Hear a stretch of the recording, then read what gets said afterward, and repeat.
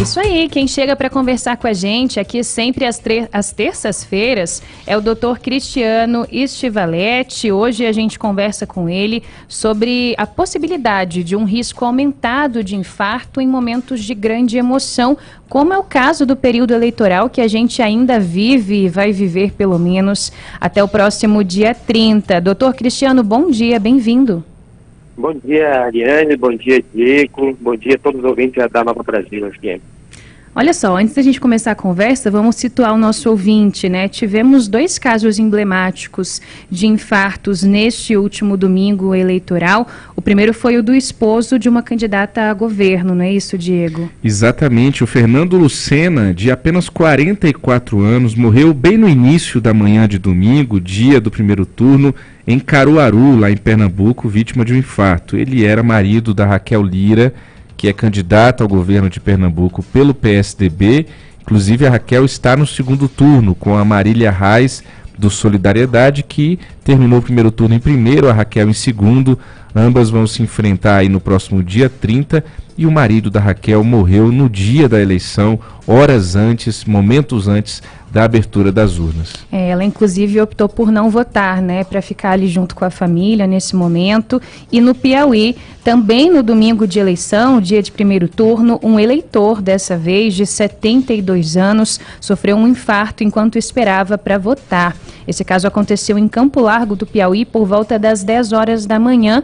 E a pergunta que a gente faz primeiro, doutor Cristiano, não é falácia. De fato, no momento de grande emoção, de expectativa, que mexe com os nervos, com os ânimos de todo mundo, como acontece no período eleitoral, em especial nesse ano em que a gente tem aí ânimos muito exaltados, é possível que haja um risco aumentado de um infarto acontecer?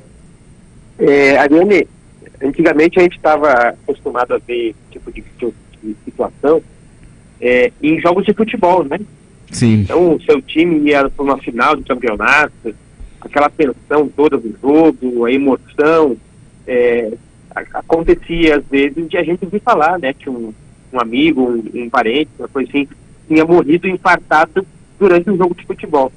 Então, é mais ou menos isso que a gente está vivendo hoje. A gente vive um fla-flu eleitoral. É verdade. E claro que essas situações de muito estresse, de muita ansiedade, elas têm por característica provocar um aumento dos batimentos cardíacos, né? E também pessoas que estão nessa condição, com muita ansiedade, muito nervosismo, não estão dormindo bem, não estão se alimentando bem, às vezes estão usando coisas que viciam, como cigarro ou bebida alcoólica, em excesso, não tem tempo para parar, respirar, deixar a rotação baixar. Então é claro que nessas situações de extrema emoção, né, pode acontecer isso. E aí todo mundo está sujeito a isso, ou tem um risco maior aí em determinada parcela da população? Ou seja, porque eu me emociono muito, doutor, eu preciso saber também, todo o nosso ouvinte. Então assim, se a pessoa se envolver demais com a política, com o futebol, de maneira muito intensa, todo mundo tem o mesmo risco, ou isso tem uma variação aí, a depender, claro, do estilo de vida e das predisposições? Como diria Roberto Carlos, se chorei ou se sorri, o importante é que emoções eu vivi, né? Realmente, existem pessoas que têm um estilo de vida e têm uma carga genética que faz com que eles tenham uma probabilidade maior de eventos coronários, né? Ou eventos cardiovasculares. Então, a gente sabe que colesterol alto, cigarro, sobrepeso, falta de atividade física, nervosismo, estresse, são fatores que contribuem para a doença cardíaca. Então, a gente tem que saber, se a gente já é consciente em respeito a isso, a gente tem que estar consciente que a gente também é uma possível vítima se a gente estiver plantando todo esse tipo de coisa na nossa vida, né? Isso. Bom, a gente pode aproveitar aqui até para fazer um alerta, né? Muito mais do que as notícias que são passadas de forma confiável por meios de comunicação, como é o caso aqui da Nova Brasil FM e vários outros veículos que vêm fazendo um excelente trabalho ao longo do período eleitoral e durante todo o ano, existe o celular. E aí nos grupos de conversas, de mensagens instantâneas, Bom, a gente recebe e sabe de pessoas que recebem um verdadeiro bombardeio de vídeos. Se o candidato A ganhar, vai acontecer isso, se prepara. Se o B ganhar, vai acontecer aquilo. O Brasil acabou, o mundo acabou, vai acabar tudo. Nanana. Caixa alta, urgente, desespero, inédito. sirenes e tal. E aí isso eu imagino que cria uma tensão absurda, ainda mais, ou que aumente essa sensação de até medo, não sei, do desconhecido, do que pode estar por vir aí, especialmente agora que a gente alonga um pouco mais essa disputa até o segundo turno. E de fato a gente pode perceber que o celular traz ainda mais esse sentimento. Quem fica ali, né, o dia inteiro atrás e recebendo vídeos e aquela coisa louca, fica mais nervoso ainda. Agora, doutor, minha pergunta é quais são os sinais, né? A pessoa levando uma vida mais saudável ou menos saudável, de que realmente pode estar chegando ali um princípio de infarto ou alguma coisa que seja estranha. A gente pensa geralmente naquele desconforto no peito, seria isso? Eu costumo dizer que eu falo de arquibancada, de cadeira desse assunto, porque eu infartei com 37 anos. Olha só, doutor. E eu infartei exatamente no momento de muita tensão, eu estava passando por um divórcio. Olha só. Tá. Então, nessa época, eu passei por um processo de emoção muito forte, de uma qualidade de vida muito ruim, e acabou culminando no infarto com essa idade tão precoce. A importância da atividade física não é só para a gente evitar o ataque cardíaco, mas é para a gente ir sentindo o nosso corpo. Então, se você mantém uma rotina de atividades físicas moderadas, quando a sua coronária começar a dar sinais de que está ruim, você vai começar a sentir dor durante o exercício. E esse é o melhor momento para você procurar ajuda médica. Se você não faz absolutamente nenhum tipo de exercício, se você cansa até para subir um lance de escada, quando a sua coronária ficar ruim e você começar a sentir, já é tarde demais. Então, a importância da atividade física não é só para evitar, mas também é um sinal de alarme. É um alarme antecipado. Doutor, que bom saber que o senhor passou por isso e está aqui hoje com a gente, conversando ao vivo conosco, o doutor Cristiano Stivaletti. Muita saúde sempre para o senhor. Depois disso, Diego, eu já corri uma maratona. Que coisa boa, que coisa boa, que coisa boa. Doutor, recentemente na pandemia também eu tive um conhecido que teve um infarto, também jovem, morreu. Na pandemia, não foi de Covid, foi de infarto. Eu imagino que também essa situação toda que a gente viveu na pandemia, de tensão, de medo, de angústia, tenha favorecido de alguma forma essa situação. Agora a minha pergunta a gente está vivendo um período também de saúde mental aí, degringorada de muita gente, né? E enfim, a ansiedade está aí, é uma realidade. Também vamos tomar cuidado para o nosso ouvinte que está nos acompanhando, também não deixar que a ansiedade transforme qualquer desconforto em princípio de infarto, né, doutor? Às vezes a pessoa está ouvindo essa nossa entrevista e está falando, ixi Maria, estou com esse desconforto aqui, minha vida está estressada, será que eu vou infartar? E aí vai infartar da ansiedade, não é nem do infarto em si. Você sabe que a ansiedade tem vários níveis. O nível mais alto da ansiedade, que chama síndrome do pânico, onde a pessoa realmente tem uma sensação de que vai morrer. A imensa maioria das pessoas que têm síndrome do pânico já passaram pelo menos por uns 4, 5 cardiologistas achando que o problema era cardíaco. É verdade. Então, a ansiedade não só causa, como também ela é consequência, às vezes, de um problema de saúde, né? Então, a melhor coisa é não levar tudo muito a sério, né?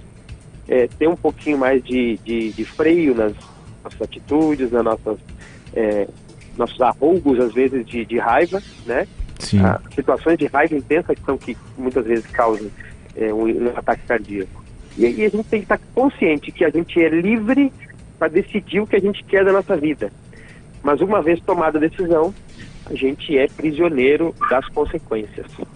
Doutor, e o infarto, assim como outras situações, como o caso do AVC, por exemplo, se o socorro chegar rápido, se essa pessoa que sente que algo errado está acontecendo for atendida rapidamente, as chances de recuperação são boas em geral? Eu sou prova disso, né? Eu fui para o hospital bem precocemente, estou aqui conversando com vocês hoje. Poderia ser diferente se eu não tivesse levado a sério. Deixa eu trazer se o senhor trouxe seu depoimento pessoal, deixa eu trazer o meu aqui, doutor, para o nosso ouvinte da Nova Brasil. Quando começou a guerra na Ucrânia, esse negócio estava mexendo comigo, sabe, Ariane, doutor Cristiano? Eu estava ali dia e noite, eu falei, não vou morrer, vai acabar tudo, vai rolar essa guerra nuclear aí, vai soltar uma bomba, daqui a pouco vamos morrer, a gente não vai ver nada e não vai sentir nada. E eu, quando eu fui ver, eu estava ali dias, passando dia, angustiado com aquilo. A guerra não acabou, a guerra está lá. Ontem, inclusive, começou um rumor de que tinha sumido o submarino nuclear, partilhou aqui no meu grupo de amigos aqui, eu ensaiei ficar nervoso de novo, foi quando eu parei e disse, olha, quer saber? Eu não tenho o telefone do Putin, eu não posso dar uma ligadinha para ele para dizer para lá com isso, o que eu posso fazer? Vou tocar minha vida e, enfim, não tenho nenhuma interferência na guerra da Ucrânia. Deixei isso para lá, meu coração está mais em paz, doutor. Exatamente, a gente compreender até onde vai o nosso poder de mudar alguma situação, né? Se a gente não tem poder nenhum para mudar, para que a gente vai se incomodar e trazer um desconforto para nossa vida, né? Deixa eles lá, eles se resolvam. Pode causar consequências, problemas para nós? Pode, claro. Mas se a gente começar a se preocupar, quando a gente tiver que se ocupar mesmo, a gente já vai estar muito cansado, né? É isso. E sempre aquelas boas e velhas dicas, né, que a gente costuma ouvir, respirar fundo antes de tudo, tomar um copo d'água. E nunca obedece, né? Pois é. O senhor falando aqui de várias coisas, nervosismo, preocupação, todo mundo já fica, caramba, olha eu aí se identificando nas falas, mas a gente fala para a gente ouvir primeiro, não é? E depois para os outros ouvirem também. Então, ouvir uma boa música, né? Tomar uma pausa no dia, quando possível, que seja a hora do seu almoço, que você consiga ter um pouco de calma e externar as emoções também acredito que seja importante, né, doutor? Porque aquela pessoa que vive ali muito, enfim, somatizando tudo, prendendo as emoções, as sensações, o próprio nervosismo dentro de si, sem externar, acredito que tem um sofrimento maior também. Mas aí se você liberar suas emoções, por exemplo, se a emoção for raiva, e você sair quebrando tudo, também não vai adiantar muito, não. Vai só causar mais problema, né? É verdade. Agora, eu estou pensando aqui, não é só, então olha só, a gente está falando aqui de momentos de tensão, de estresse para o nosso ouvinte, mas até controlar os momentos bons também é necessário, né, doutor? A gente está falando de um time de futebol que está ganhando, é uma coisa boa para mim. Uma grande festa, né? Tem gente que tem problema cardíaco no dia do seu aniversário, num dia de receber dia do casamento, dia de receber no dia do casamento é um bom sinal, viu? Então é isso, é controlar as emoções, sejam elas negativas, mas até as positivas também, né? Dar uma dosagem aí correta nisso aí para não botar tanto peso nas coisas. Exato. Boa. Doutor Cristiano Estivaleti, que bom, muita saúde hoje e sempre para o senhor. E obrigado pela participação mais uma vez. Obrigado a vocês também, um abraço para todos os ouvintes aí da Nova Brasil e tenham uma semana tranquila. É isso aí. Assim seja. Obrigada, doutor. Valeu. Obrigado.